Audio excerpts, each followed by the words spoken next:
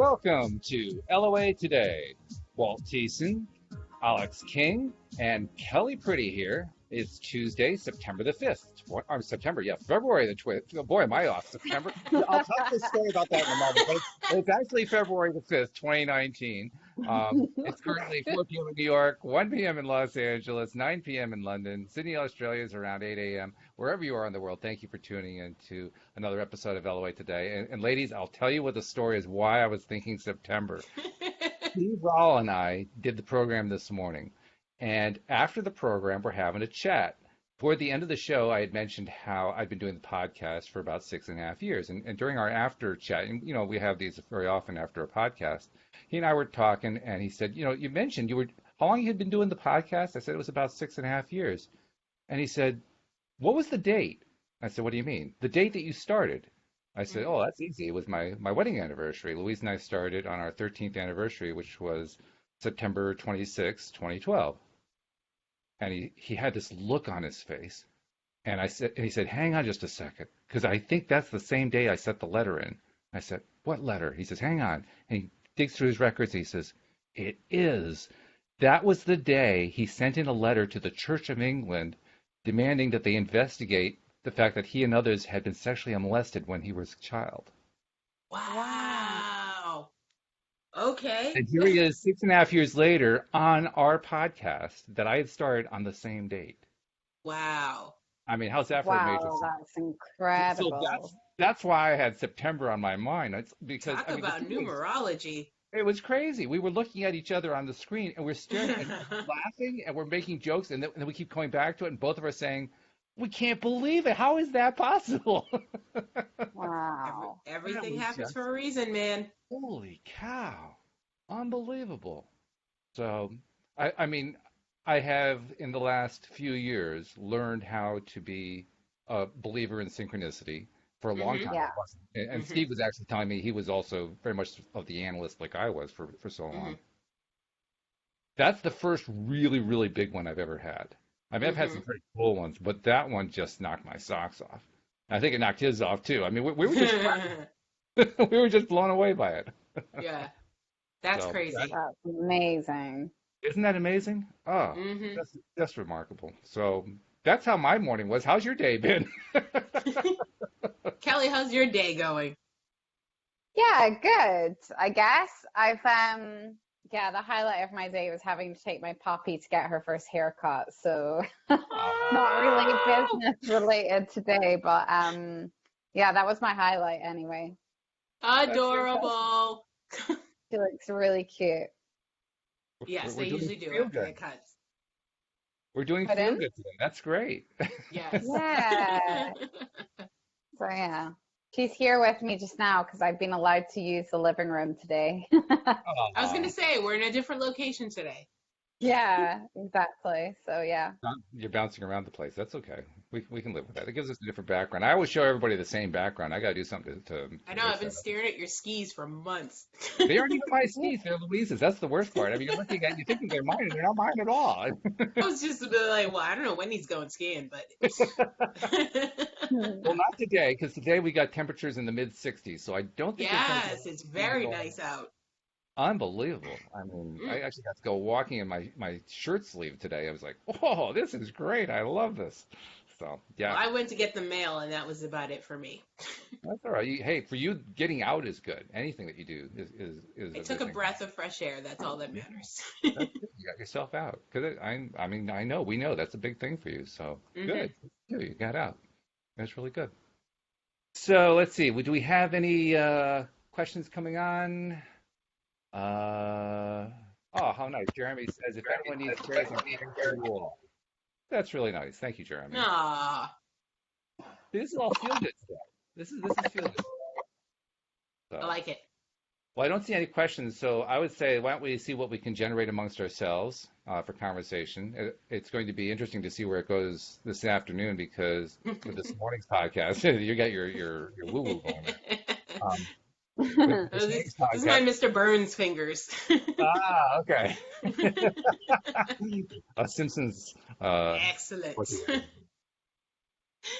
We're going to have, it's going to be interesting to see what we come up with because Steve and I did the same thing this morning and we Hmm. went off in directions that some of them were directions I'd never been in before. So I guess the bar's been set kind of high. Let's see what we can come up with for this. Really? Yeah. Yeah. It was pretty wild what we were coming up today. I mean, Steve kind of surprised me. One of the first questions he asked me was, what do I think about the idea of universal energy? Do I I Wow. have a similar believe? question. You do? Okay, I well, do. let's revert to today right now. What is the question, Alex? Okay, what do we feel happens in the afterlife if there is one? Oh, okay. Yeah, so that's an energy related thing. Um, I can tell you a story. Oh, It's a okay. story I've told before on the podcast, but I don't remember if I Yes, I think I told it. know which story, but go ahead for the Okay, the new listeners. for new listeners, yeah. Um, 10 years ago, let's see, 11 years ago, next month in March, my father passed away. And when he passed away, a few days later, my sister was in church with my mother. And at the point they were listening to the sermon, all of a sudden my sister started getting this really, really bad headache. Mhm, And my sister has some psychic ability. She's not like a full-fledged psychic who goes out and gives readings and that kind of thing, but she has some psychic ability. And she'd mhm, been working on them. She'd been taking classes, learning how to, tap in and understand what she was getting and all that kind of thing. mhm, So anyway, she starts getting this headache, and it was like a migraine headache, really, really painful. And she had a class recently in which she'd been informed that when you get that, look to find out, kind of put out there, is this some sort of a psychic connection you're getting? Because that can actually manifest as a migraine sometimes. mhm, That was the first thing she thought of. And of course, the second thing she thought of was our father. And she said, Dad, is that you? And got back a yes. And she mhm. was excited about that. So my sister, being my sister, the very first question she asks my dad, now that she's made connection to him in the non-physical, is, "What's it like on the other side?" Which should be everybody's question. I guess so. Yeah, I don't know. My question is, really, is that you? But apparently her question was, "What's it like on the other side?" And the Yeah. answer she got back was festive. Mhm, And when she shared that story with the rest of us in the family, that word, festive, is what convinced me that it was a real experience. mhm. Because, and Alex, you and I have talked about this concept before, it's what I call a dad word. Yeah. It's a word that only my dad would use. My sister, if she was trying to describe something that was festive, she would describe it as amazing, fantastic, Mhm, incredible. She would never use festive. That was not her style, but it was definitely my dad's style. So that's mhm. why I knew it was from my dad. So there's the first answer I have. It apparently is festive on the other side, which is actually not a Okay. bad thing. I mean, that sounds pretty, that's high vibration stuff. And Mhm. from what Abraham tells us, it's high vibration on the other side, so that kind of adds up. So there's my answer. What do you think, Kelly? Yeah, I've actually got a similar story. My dad died 10 years ago on New Year's Eve, just gone. Mm, And Wow. yeah, and I was a complete atheist, and I really thought that like when you die, you just like rot in the ground and that's it. And then for about 5 years, I was like unwilling to look at any photos. I didn't want to deal with the fact that he mm, died. And then when I got to about 26, I started to go through like the whole grieving and healing process. And yeah. my ex boyfriend introduced me to this guy, and he said, "Oh, this was the same ex that introduced me to The Secret and life coaching. So, Mhm, he everything happens for a reason." And he introduced me to all of that, and I'm really grateful. And he introduced me to this guy, and he said, "Like, this guy can communicate with people that have passed on, and he's really psychic, and he wants to do a reading with you." And I was like, "Okay, cool." So I sat down and in this room, and this guy literally sat in front of me, and I saw him like almost not physically morph into my dad, but he had all of the mannerisms of my dad. Like when my dad mm, would say to me, "I'm so proud of you," his bottom lip would always wobble, and this man said that exact thing, and his bottom lip was wobbling, and it was Goodness. like so emotional. And then like he said all this stuff that no one would ever have known. He said, "My dad, your dad says he's so sorry," and all of this stuff that no one would have ever known. Like my ex didn't know about it. And then when we went downstairs, because we stayed the night at his house, and we went downstairs and spent the evening with him, he turned around to me and he said, "Your dad's standing right now up singing Mac the Knife and all these songs that were like the songs that my dad would sing all the time. And then he said now he's sat down on the sofa and he's rolling his ankle around and around over the sofa arm. And I forgot my dad used to do that because it was so long since I'd lived with my dad. I forgot that that was like a thing that he did. And I was like, it's just too much. Like, this man knows far too much. He was reminding me stuff about my childhood that I'd forgotten. And from that day onwards, I was like, right, I'm determined. I'm going to meditate every day so that I can eventually communicate with my dad. And I got to the point where I could. And and I was going through a really tough time. I was crying one day and I like felt his energy come in and he gave me a cuddle. And then I started writing down everything I thought he was saying to me. And I wrote it all down and I had a call with a coach. She's an intuitive coach, like 10 minutes later. And she came on the phone and she's like, Kelly, before you start speaking, I'm going to tell you the exact conversation you've just had with your dad so that you believe that it's real. Wow. And she read the whole notepad out word for word as to what I'd written down. Yeah. That's so crazy. I really believe that. So are you still an atheist? Yeah. No. Converted to the other one. Yeah. So it's just like, I totally believe that there is, another realm, shall we say. Mm-hmm. What do you think it's like on the other side? Well, see, here's my thing. I've had conversations, not me personally, but via a medium with my grandfather, who I never met on this side, and so we've talked about it. But I also believe in reincarnation, so I feel like you can choose once you're there if you want to come back, or if you want to stay in your jovial place of seeing a celestial being. So that's what I think. Okay. But what's it like on the other side? What's it like? It's going to be a huge party. Like, So that's, you I mean, you just use a different word, but it's the same concept. well, yeah. But I mean, like, rock concerts all the time, or, all your ailments are gone and you're whatever age you felt the best at. And that's what I think is happening over there. Okay. You agree with that, Kelly? I feel like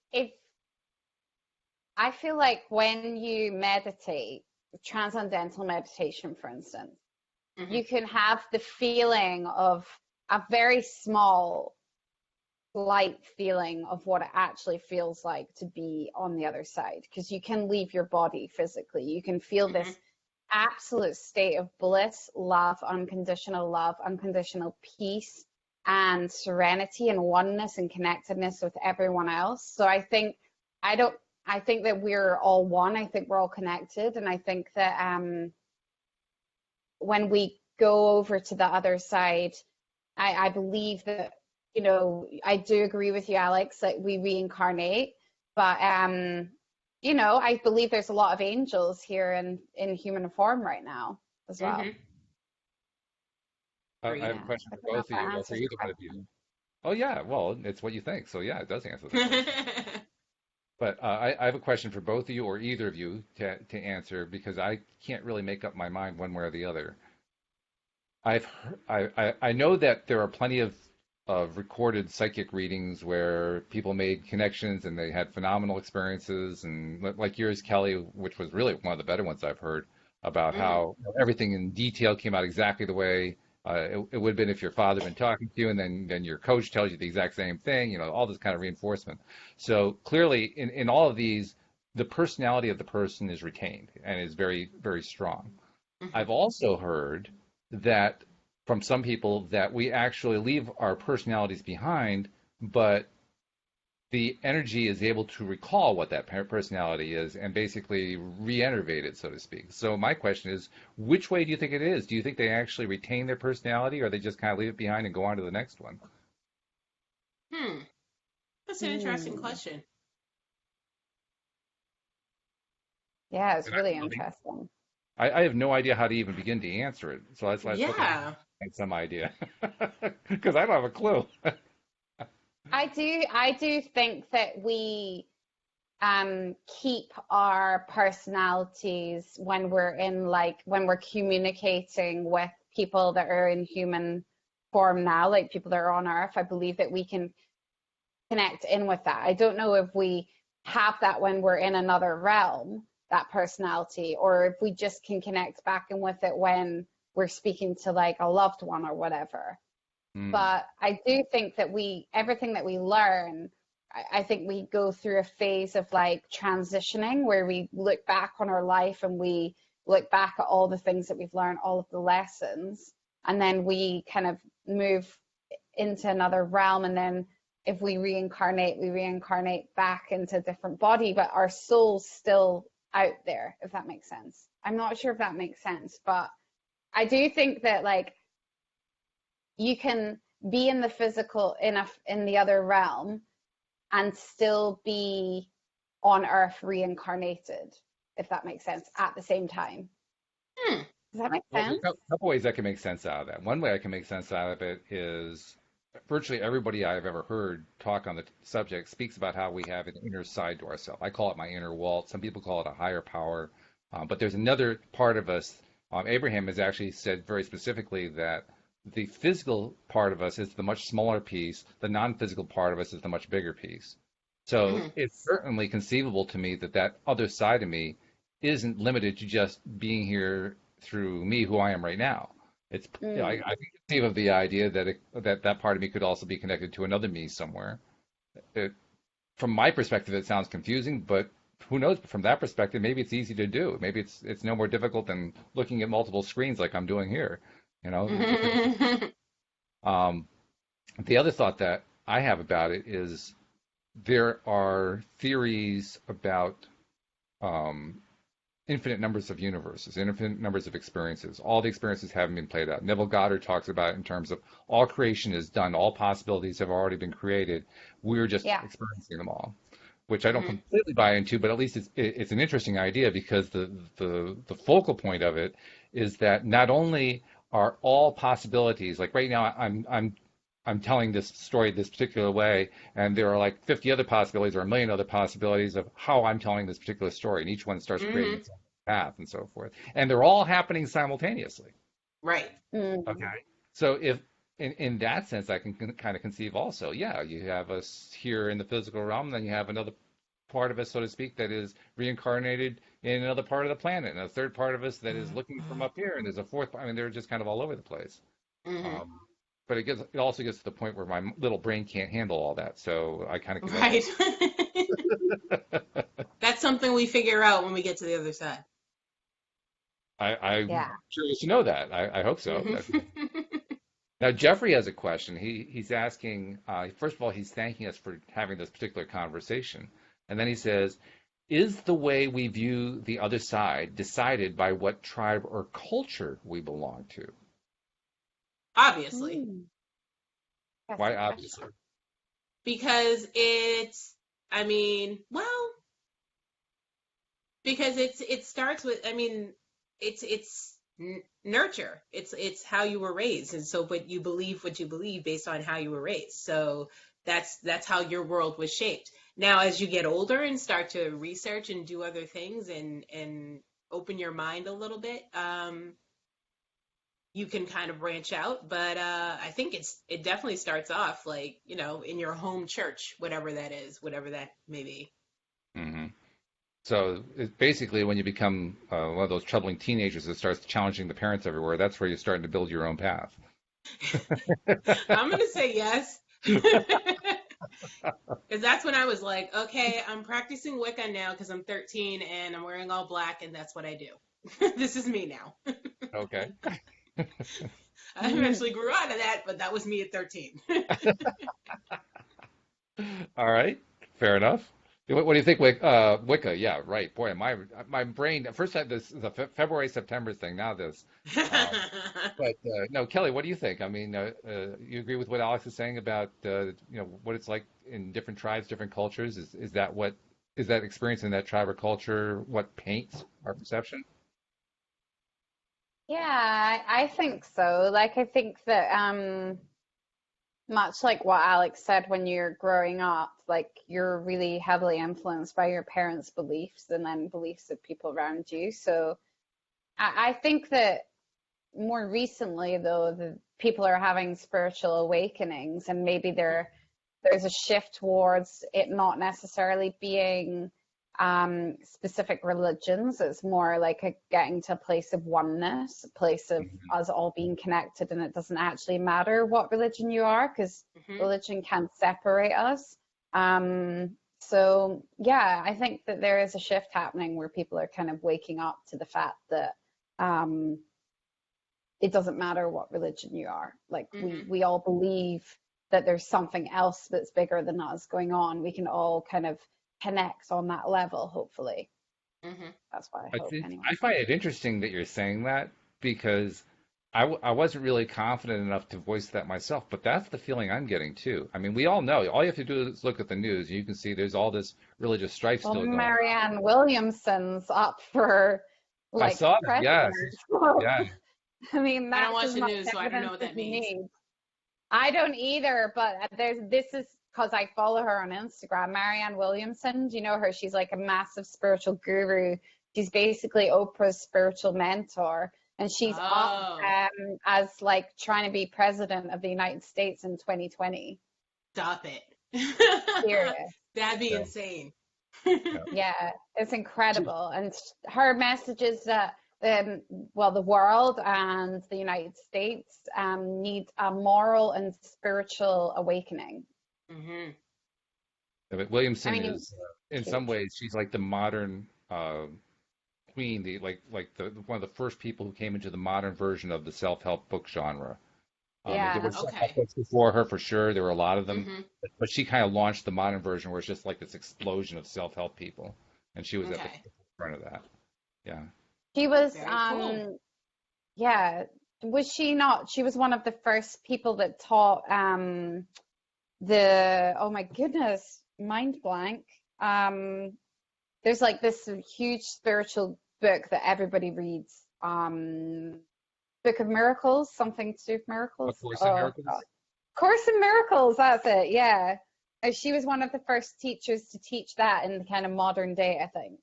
Yeah, that would make sense. That would fit her. Yeah. I never really studied her stuff, but I remember from a very young age going to the bookstore and seeing her books up there. So, I mean, she's been published forever. Wow. Yeah, she's been doing it for a long time. So, yeah, I get that the would be impression, interesting. despite all the news, despite all the conflicts that are continuing going on, all the religious hardliners and so forth, I'm just getting the impression that all these hardliners is driving their own people away, and more people are, questioning, is it really worth it to be this hardcore adherent to this belief system that I was brought up in, and they aren't necessarily leaving or whatever. They're simply modifying their understanding, and I think that modification is leading toward more tolerance and a less rigid orthodoxy and more of a just sort of a generally agreed upon spiritualism, which is cool. I mean, I hope that's actually what's happening, but that's the sense that I'm getting, and it's probably not going to get covered in the news for a while, so don't look for the headlines. Yeah. Unfortunately. Yeah. But these things happen. Yeah. So, okay. Well, let's see. Where can we go from there? I don't see. Are there any other questions? No, I'm not seeing questions. I'm seeing lots of comments. People loving it. Yeah. Oh, here's a question. Jeffrey's asking, why do you think the conversation ties into our bigger topic of the law of attraction? Which is a good question. And I can give you what my answer is right away and why I even went this way. To me, the law of attraction affects every single aspect of our lives. And Steve and I were kind of talking about this morning. We tend, as human beings, to think about law of attraction like it's a magic trick, right? So I just attracted this thing into my life, and it just came out of nowhere. And that's the cool part. That's the secret, right? You're attracting all these things in your life that just came out of nowhere. But in reality, everything that came into our life, we attracted. Which I think is actually a harder concept. And I think it's a concept that you have to kind of work at after a while. So I'm reaching over for this pen, and I manifested it. But my analytical mind says, no, you just reached over and picked up a pen. how could you Hmm. possibly have manifested that? That's the hard part to kind of Yeah. get the grasp on. But once you understand that really everything in our lives we manifested, it's not that big of a leap to say that, well, then everything that we talk about is law of attraction related. Hmm. So for me, talking about this stuff, it's perfect for law of attraction. Yes. That's my answer. So is that yours, Alex? Yes, I was gonna say the same thing, that law of attraction is everything. So Mm, anything applies. So no matter what you're talking about. It somehow ties in. okay. You agree with that too, Kelly? Yeah, I guess like for me, my journey was The Secret, the law of attraction, and then that opened up and a question in my mind. Like, how Mm, does this thing work? Like, Hmm. what else is going on here? Because you can't just like start manifesting stuff into your life and seeing synchronicities happen and like no human being I think would turn around and go, oh well, that's just that and that's the way that life is. Like Well, I actually, I they do said, know one, believe it or not, but I oh, understand your do point. you? Yeah, he's one of But my I co-hosts. Yeah, and his but answer I was always, "You're imagine, making it too complex. This is all very simple. Just keep it simple." yeah, and I get that, but I feel like when people want to like just use the law of attraction and then they don't want to go any further than that, like Mm, it's usually fear that stops them. So it's Hmm. usually like a fear of actually I don't want to know more. I that's enough for me. Like there's a fear there of what's on the other side, you know? And Hmm. my brother is like that. Like my brother lives in LA. He's not that spiritual. I am, and he's starting to like open the door up. And somebody turned around to him in LA and said, "Oh, you should go to Bali, but tell you what, if you like who you are, don't go to Bali." And it's like this, it's really made him think, actually, is this a road I want to go down? Because as soon as you open that door, you can't go back. So Hmm. for me, it was like the questions of, well, how does this work? It was too much like it was too enticing to try and understand the specifics of how, like, what else is going on here. So I think that's the link for me is that, the law of attraction isn't just some like, mm, you know, random miracle and then we all rot in the ground when we die. Do you know what I mean? Like there's got to be Hmm. something else happening or else it wouldn't be physically possible. I think, but that's just my own opinion. It doesn't mean it's right. I agree with you. I mean, there was a time when my own beliefs were very atheistic slash agnostic because I couldn't even decide whether I doubted or didn't believe at all.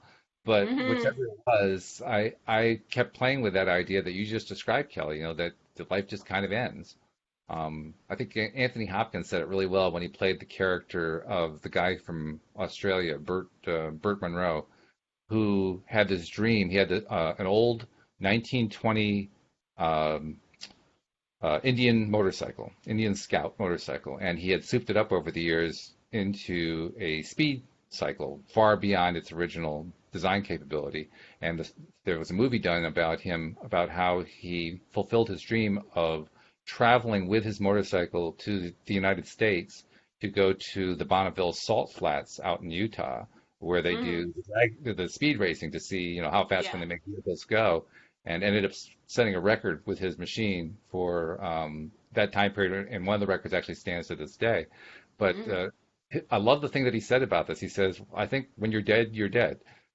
And I thought that pretty much summarized where I was at that time.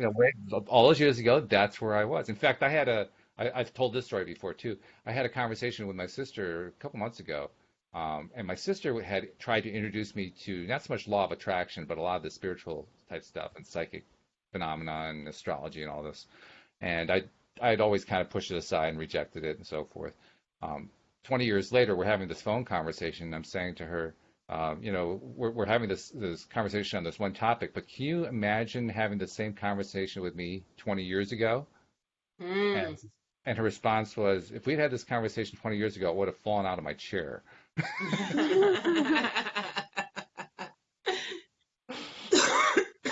So, I'm kind of like an exemplification of the transition that's happening. 20 years ago, Mhm. I was not in the camp. Now I'm in the camp, and that's happening with a lot of different people. And it's a pretty cool Hmm. thing, I think. Let's see. Do we have any other questions over here? I bet Jeffrey's got a question. He says, I'm aware. I was just curious about why this topic was on our minds. Jeffrey, I can't tell you the answer to that one. Well, that Some, would be my fault because I started it off. Oh yeah, you asked the I take question, the didn't blame.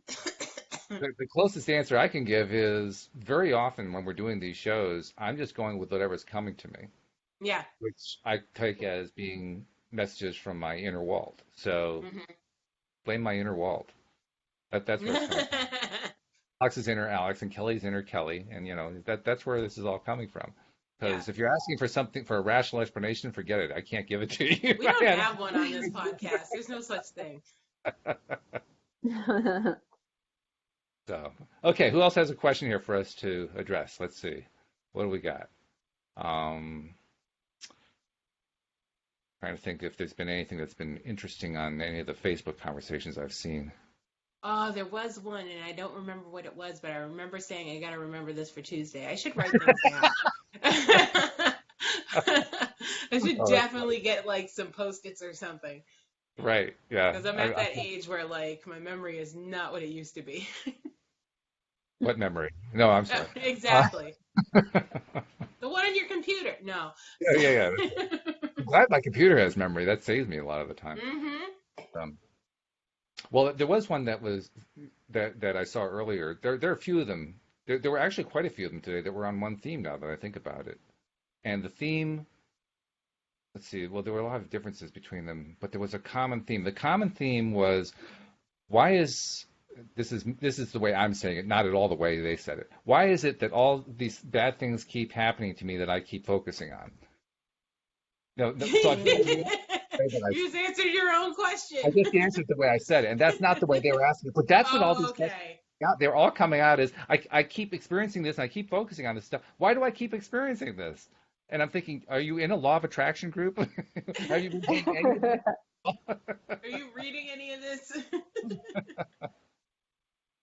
I mean, I honestly think there's some people who just come into their group because they heard that it was some sort of great place for solving problems or something like that. So they figured, well, Hmm. I'll see if the world can solve my problem for me. They've given no thought at all to what the topic is, to what the overall theme of the thing is. Which is Um, why we get so many of the same question over and over and over. hmm Yeah, that's true. I actually was thinking about no, like I have lots of time in my schedule, but I was thinking about adding something to my schedule of trying to introduce a little fiction to the podcast. Hmm. And this is just a very nascent idea. I sent out emails to you guys to tell you about this, but that was like the very, very earliest stage of thinking about it. But the thing that made me think about it is all the posts that you see by, and we've talked about this before, Alex, usually young women whose hearts have been broken and they want to get their ex back. And I'm Yes. thinking that's the basis for a fictional podcast, for like a podcast serial, you know? So you create a character. You know This where I'm is going? fan freaking tastic. Oh, I'm so about this right now. Like, oh, the ideas. I think I just struck a nerve. Oh my God. Okay, go. Well, I can't really go much farther than that. I mean, I'm thinking, so we invent a character, or we call her, I don't know, Cassie or something, and Hmm. Cassie is you have to kind of stereotype it because there are certain characteristics that a lot of people have who ask this question. So we'll Hmm. make her codependent, and we'll Hmm. make her very much a person who's trying to please her man and all that kind of Yeah. stuff. Yeah. And she always connects with the wrong guys. They're always guys who are taking advantage of her, and then they Hmm. break her heart, and then she goes out and repeats the pattern over and over again. She doesn't understand Hmm. what's going on, and she's constantly posting questions for help and please send me good vibrations and so forth. I mean, that's a serial that could go on for months. Yes. That could go on for a long time. And Kelly's looking at me like, why are you talking about my clientele? I was thinking that. So we'll make Oh you one of the God. next script writers. But I mean, seriously, this is something that I really honestly think that it could do very, very well. Hmm. And I had previously thought about doing something like this a number of years ago, shortly after I had started doing the podcast, but I didn't have enough confidence in the idea. I kind of threw it aside. And then I heard just a couple days ago that there is a company that was founded in the last couple of years that has put together a whole bunch of these podcasts with these fictional stories that aren't nearly as good as the one we just tried to lay out Mm-hmm. here. And they've just had an offer from Spotify, or the Wow. report is they just had an offer from Spotify to purchase them for $200 million. And I'm thinking, well, why aren't we jumping in on that? I mean, we could come up with some Yeah, stories to why are we tell. on Spotify for free? What's going on? Yeah, right. Wow. Did we sign the wrong sheet? I don't know what happened. There's something we're doing wrong here. I don't know what it is, but maybe we're doing the right thing. We're exploring a new way to do this. Yeah. Mm-hmm. So, I don't know. I'm just throwing that out there as kind of, you know, stream of consciousness. I have no idea where to go with it in this conversation, but I thought I'd throw it out just to see what bounced back at me. I like it because it could help Yeah, I so think it's good. many people, not even women, just everybody is messaging, how do I get my ex back? hmm What was It's that, Kelly? terrible. Yeah, I think it's a really good idea. Definitely. You think so Mhm. too? Okay. We're gonna have to do some brainstorming on this one though, and see if we can start piecing some characters together. And like it's almost like you're writing a novel, but you're writing like a sideways novel where each chapter becomes a serial episode, that kind of thing. Well, that'd be fantastic because everybody would tune in and be like, okay, what's happening to Cassie this week? Yeah, right. Does she Exactly. get him back this week? What's going Yeah, on? right. How do we do this? And the fun thing is, I always thought it'd be fun to do old time radio. Have you ever heard any Mhm. old time radio shows? I've seen, I don't think so. what have I think I've seen kind of like the idea of it on, what's that movie I can't stand? The Christmas Story. I don't know that one. Weren't they listening to a radio show? I'm not sure what that story is, so I can't answer. A Christmas Story? It's on like 24 hours a day on Christmas Day. Which one is it? Describe the story. I don't recognize the title. Oh my Lanta. That is the title, I think. Yeah, it is. No, A Christmas I know, Story. I understand it's the title. Tell me what's the plot? What's the plot? That's what I'm asking for. It's the one with the little kid who licks the pole and gets his tongue stuck on the pole, and then there's the father with the leg lamp and the whole thing. I mean, I'm not a fan of the Sorry, movie, I so guess I can't. I've lived a sheltered life. I apologize. Oh, okay. You see, I know I'm an enough about it to not like it, so. But I'm like the only person in the world who doesn't like it. Like it's like the Christmas movie. Like everybody loves it. well, if it makes you feel any better, I don't like it because I don't know it. So, Me too. Wow, guys. see, Alex, I'm like a few generations older than you. So for me, it's a But wonderful life. it's It's a from Christmas your time. era though. That's what I'm saying. It It's is? been on for years. Who are the actors? I don't recognize it at all. I don't remember anybody who's current. So I mean, these are all older actors. Like I can't even I'll have think. to, I'll have to Google it Louise and probably email you. knows. Okay, I'm sure Louise knows. She knows every single Christmas movie in existence. So Oh, then ask her. She'll know because yeah, it's very popular. yeah. And she's recorded a bunch of them. I've seen a number of them now, and I was like, okay, I've seen them. That's good. Have you seen Elf? I haven't seen the whole thing, but I've seen pieces of it. Yeah. Okay, because that's like the best Christmas movie. You like that one? Yeah, Yeah. amazing. Yes. I watch it every year. Right? Every year. Yeah. Multiple times a year. Why do you like Elf so much? I mean, we're really off in La La Land here, but why do you like Elf so much? It's just Hysterical. so innocent. Like he's just so simple, and he's like, wait, I'm a human. Okay, now I have to explore this human side of me, and there's so many different things that I need to learn and know, and it's magical. I don't know. It just Okay. brings me back to my childhood. It's just so nice. And you like it too, Kelly. Yeah, I love it. It's literally one of my favorite films, I think. Is it really? funny. Okay. So Okay. funny. Yeah, it is funny. Okay. Well, apparently I've lived a Christmas deprived life, so I'm going to have to go. I don't know what you're doing during the holidays, but you need to get it together. Well, that's me put in my place. So thank you very much. Let's see. What do we have going over here? So you're a millionaire? Oh, wait, but this is looking interesting. Who's a Uh, millionaire? Can I I don't ask know. somebody? There's a conversation that's been going on here, and I'm not sure if I can follow up on the I'm whole thing. manifesting that person giving me money. So, Ah.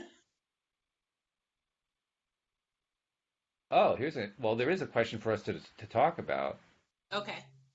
The question is, this is when Jeffrey asked, how do you energetically call out for guidance, or do you?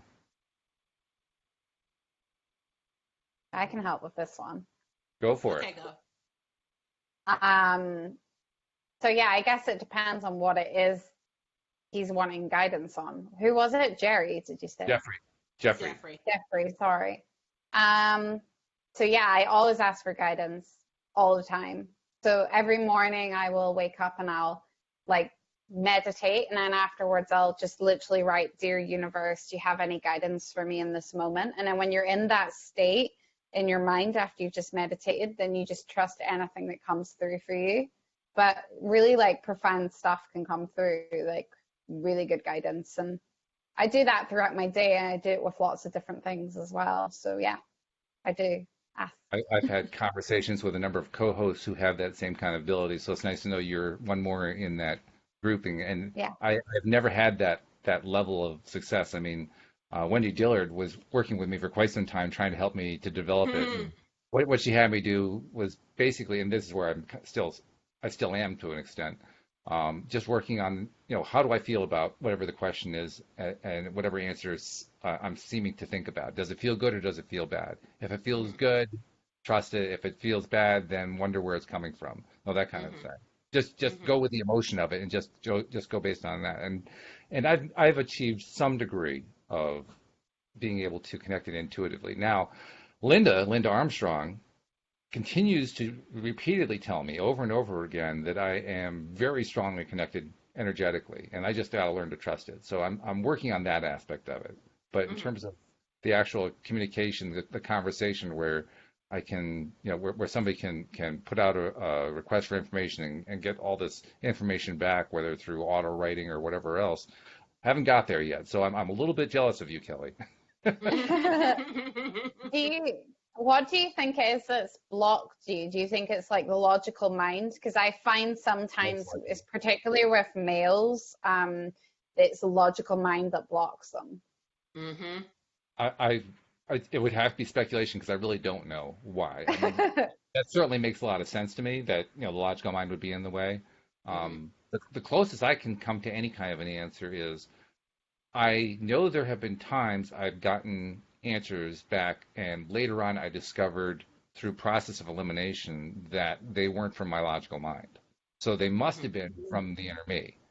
But I've always been very confused when I actually get the message, is that my logical mind or is that my inner me? And Wendy actually tried to convince me, don't worry about it. It doesn't matter where it's coming from. If it's good, it's good.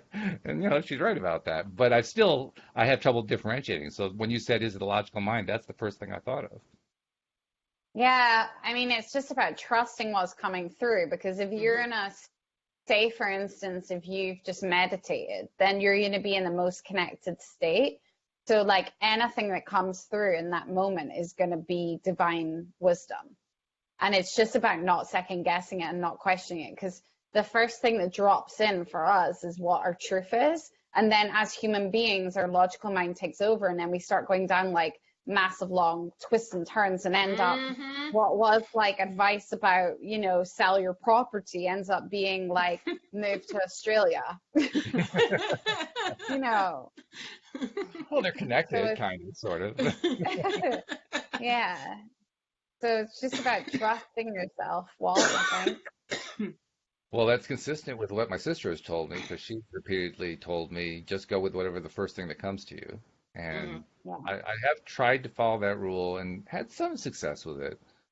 But even there, that's where I start to get confused because sometimes the first thing that comes to me when I live with it for a while and play it back, I realize no, that was just actually logical mind. I wasn't actually getting something from the other side, and that's why I get confused. I can't differentiate. I don't know which it is. I would love to be able to. It's like I wish there was like a label that says, okay, this is from the inner Walton, this is from the logical mind. Like, oh, okay, you know. Yeah. Why don't you create an affirmation or a mantra around being connected and having like divine wisdom coming through and see what happens? Because like often because I get into that place sometimes where I get confused as well. And then I have to like almost convince myself through any other means that we would with anything else in our life, through affirmations, through positive reinforcement, and then you see it shifting, like you almost like heal it yourself, if that makes sense. You say when you say that you see it shifting, what does that mean? So like I'll be in a really like confused state and I'll be like, oh my God, is this real? Is this not real? Is this coming through? The stuff that's coming through, is it right? Is it not right? And then like if I tell myself and I go like, say I create an affirmation and I'm like, I am grateful for my consistently connected state and all of the amazing guidance that I get through on a daily basis. As soon as I start connecting to that like mantra or that affirmation, whatever you want to call it, and just start saying it over and over in my head again, I feel like you can shift the energy by doing that, because you're using the law of attraction to move into this like new belief system of like, actually, yes, I believe that everything that's coming through is right for me. And then with that affirmation and with that law of attraction, you then attract what's coming through as being the right thing, and then therefore trusting it. Then you start to trust it because you're telling yourself you trust it. Does that make sense? I understand what you're saying is the domino effect there. Hmm. Part that I'm not clear about yet is you start doing the mantra because you're looking for clarification. How do you know you've gotten the clarification? In other words, what clues you in that yes, this is inner being, or no, this is logical mind? I think it's the sensations you feel in your body. So when you're in that state of confusion and you're like, is this real? Is this not real? The stuff that's going to come through won't be truth. It won't be like inner wisdom. It will be confused because you're confused and your body's confused. Whereas if you move into that state of like affirming that the stuff that's coming through is correct and it's truth, then you start to shift the energy behind it so that it starts feeling better in your body. So you'll notice a shift in your body and the energy in your body. It will start to feel more peaceful, I think, and more, you'll know by the sensation and the emotion in the body, yeah, this feels good, this feels right for me. And it won't be so confused, but you've almost tricked yourself, just like you would with anything else, like manifesting a car. You've tricked yourself into manifesting a more connected state and a more connected vibration. So at that point, are you looking at the question you asked before about, which thought was it? Was it a logical, or was it inner being thought, or are you putting the request out again and seeing what the answer is? I mean, which is it? How are you divining it? How would I do it at that stage? Yeah. Yeah, I would probably do the exercise again once I've done all of that stuff. I'd maybe leave it some time, to be honest, like a couple of days. Like I would make sure I felt more connected, make sure I felt more like that was my truth, and that I've embodied that belief that anything that comes through is really divinely guided. Because I get into spots and times where I go, oh, I'm not connected at the moment, or I'm not trusting the stuff that's coming in. And the more I tell myself that, the more it happens, and the more the stuff I get through is really disjointed. So yeah, I'd leave it like a couple of days to keep telling yourself that affirmation and then try the exercise again. Okay, so basically abandon the old confused data and just generate new data. Hmm. Yeah, when you're in like a more like peaceful state, when it feels more aligned. Right, right. For Okay. me, Less that's what I force. would do. I mean, you can see I have a computer programming side of me, and so I think about it in terms of how you organize a database and what you do with that database, and that's the way I'm thinking about what you're talking about. Yeah, my partner's from the same background as you, and he's exactly the same. Like the logical mind does kind of block him at times. Hmm. But it's it's a story like anything else. It's a story, it's a belief pattern. It's True. about shifting that story and shifting those beliefs, and then you can create something new. And that Hmm. much I do know because I do have some recall about how I developed that programming mind, how I built it over time. And it was built. I mean, I created it piece by piece over time to have, because I needed to have an understanding of how computer programming worked. But in order to have that understanding, I had to create a structure. I had to build it. Hmm. And that's what I did. I built a structure. So clearly, that is not a structure that just came out of nowhere. I created that one, and I did it through my logical mind. So that gives Yeah. me at least something to work with. Yeah, exactly. I'm looking to see if we have. Boy, lots of people are really excited about all the stuff that's going on both in our conversation and in the cross talk. Sairira is giving Jeffrey a real lesson about how she does the same kind of thing that you're talking about, Kelly. And Oh, I mean, amazing. it's just going back and forth, and Jeffrey's quizzing her the way I'm quizzing you. I mean, it's like a parallel conversation going on. As long as we can start the conversation, that's That's what we're right. here for. That's right. And Jeffrey saying, thanks, Kelly, and thank you for going back to that question. Walt, Saira became my guide for a minute. Yeah, she did. That's great. Fabulous. I don't really see. Oh, wait, question. Do you ever think of making choices as a series of ones and zeros? That's a question for me. Yes and no. Definitely for you. Actually, I don't, Jeffrey, believe it or not. I guess in one sense that I do, in that I often will try to connect to my inner Walt and just try to get a yes or a no in an emotional way. So in that sense, I do. But in general, no, I don't really think about ones and zeros. I don't think about yeses and nos. I mean, I think about it when I have to write a computer program script, but that's about it. Because you have to, otherwise you can't make sense out of the programming. But no, I think that would be actually confusing to try to think about, real world stuff that way all the time, breaking it down to ones and zeros. Um, it kind of makes me think of Alan Turing, who was one of the original developers of what we now know of as the computer. He lived in the time of World War II, and he was one of the members of the group at Bletchley Park that decrypted and broke the code that the Nazis were using, or the codes, I should say, that the Nazis were using to communicate via radio, via wireless, to their troops in the field. And that was a big breakthrough, obviously, because once they could break those codes, they knew what they were going to be doing, and they would be able to create strategies to counter them. But Turing uh, was a very left-brain thinker. He he was beautifully portrayed. I mean, the story itself wasn't terribly accurate to what happened, but the movie The Imitation Game did a brilliant job. Benedict Cumberbatch played Turing, and he did a brilliant job of portraying the mindset of Alan Turing. And it's a very literal mindset. That's the way Benedict played the role. Mhm. So, there are a number of different times where the character is interacting with other characters, and he is literally answering every question literally. And they're asking questions idiomatically and figuratively. And so there's a big disconnect that always goes on because he's always answering the literal question, and they think that he's giving them a hard time. And he's sitting Mhm. there saying, why are they giving me a hard time asking these questions? Because the mindsets are so completely different. So if you Yeah. want to get an idea of what that really, really left brain mindset is, watch The Imitation Game and watch Benedict Cumberbatch's portrayal of Alan Turing. It gives you a really good picture of it. But I don't know what made me think of that. Let's see, we got about 7 minutes left. That was the last question that Jeffrey had, and I hope I answered that one. I think I did. Do we have any more questions we can invent among ourselves to talk about?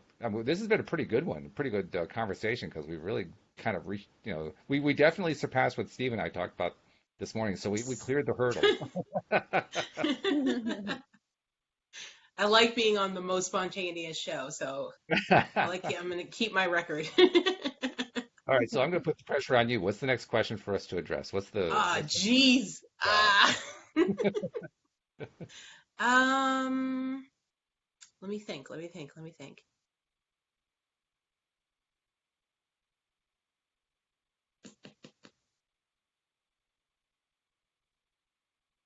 Should I play the Jeopardy theme?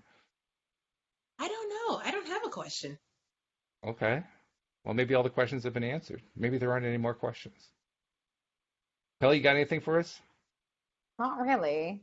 No? All right. Well, let me see if I can just. I'll tap into that inner Walt, the one that I'm not sure if it's my logical mind or my inner Walt, and I'll see what comes up. So let's see. Maybe it's just your inner Walt is logical. I can't rule that part out. I can't rule that part out at all. Okay. Well, here's what I often do when I don't have a question. I'll start Okay.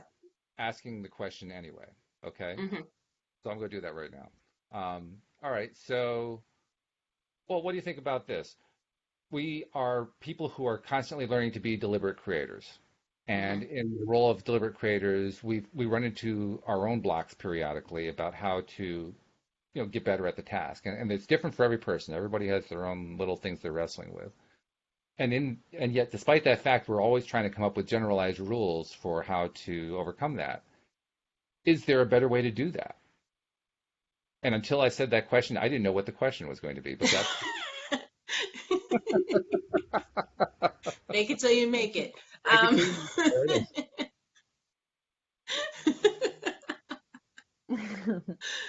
and that actually can answer your question too. is. Okay, cool. While you answer it, I'll try to think about what the question was.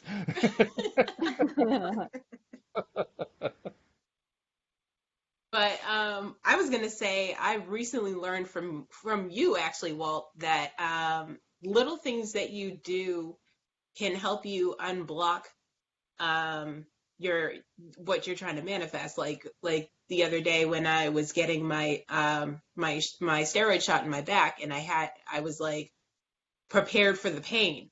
So I was like gripping my hands like this, and I was like, okay, this is not gonna hurt. And I was like, no. Walt would say, don't use the word hurt. That's right. So so I had to re-rack my brain. Okay, let's think of another word. This isn't gonna be painful. And I was like, no, painful's still a bad word. So then I came up with this is gonna be painless. And as I kept saying in my mind over and over again, this is gonna be painless. They gave me the shot, I didn't feel a thing. I love it.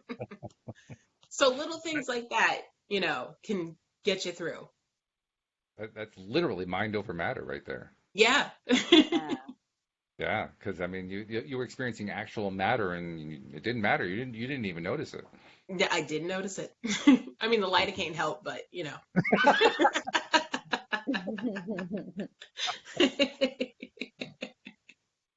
But I didn't feel them put the lidocaine in either. That was the other thing. So it You, all worked you out in the end. you have anything to add to that, Kelly? What do you think? Um, I kind of forgot what the question was. Sorry. Well, I can't really blame you because the question was so meandering. I was really amazed that Alex was able to come up with an answer for it, to be perfect. I'm good like that. And actually, I can tell you that was a question that really did come from my inner being. And the way I know it is, it completely bypassed my logical mind. I had no time to think about it at all. So it had to be Yeah. from my inner being. Um, Yeah. No, I agree with that, by the way. I think it was. and I think the gist of the question is, every person has their own blocks, and everybody has their Mm. own way of understanding stuff. So instead of trying to um, apply a one-size-fits-all solution, how do you go about applying a solution, either in your case or for a client's case? How do you actually deal with the fact that everybody has blocks in different ways? Um, well, I really believe that we're here in this lifetime and we get given different lessons, we get given different blocks, exactly what you've said. And Hmm. our job is to try and,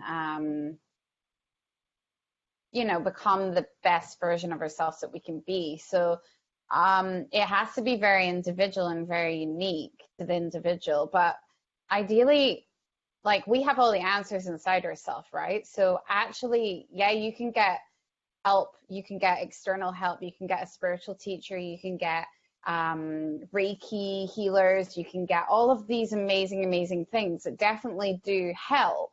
But ultimately, the biggest lesson that I learned last year was that no one has the answers. No one knows what my purpose is apart from me. And I think that the only thing that can help you to connect in with what your truth is and what you're here to do and what's going to light you up is really being able to connect with your higher self, be able to meditate and work those answers out yourself. And you can get help doing that, but ultimately that's the only thing that's going to unblock you is you. Okay, well then I got my work cut out for me because I've got to start developing that skill even more. I mean, that's you just said it very carefully, very clearly. I got to do more meditation. Okay, I know. Hey, this has been great. Thank you very much for having the conversation, ladies, and thank you also to our live stream audience for your questions and commentary and so forth. I love the fact that we have parallel conversations going on. It just kind of makes like this is like burgeoning and getting larger and larger and larger. So thank you, everybody. And we hope that you'll join us all next time here on LOA Today. Goodbye, everybody.